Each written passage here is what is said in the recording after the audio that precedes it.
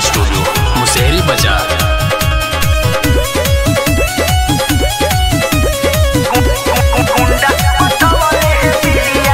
घर से अकेले रोजे जाले दोपहर में, ओठों पे लाली लगाई के शहर में।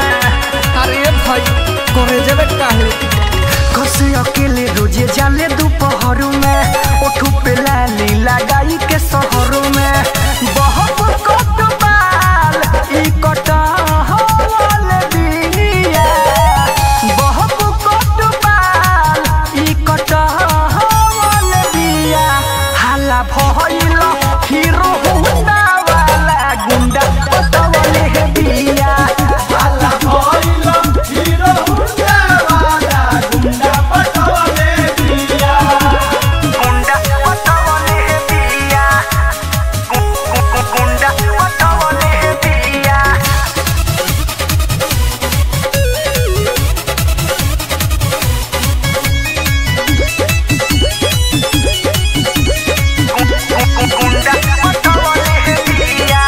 नया नया कपड़ा पेन्ही महारतिया साईं, पूछला पकहे काम करे ऑनलाइन।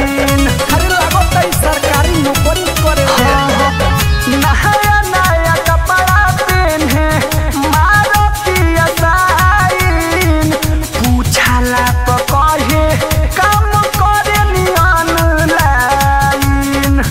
कहरे रंगदारी पिस्टल उठावल दिया, कहरे रंगदारी पिस्टल उठावल दिया। हाला भइल हीरो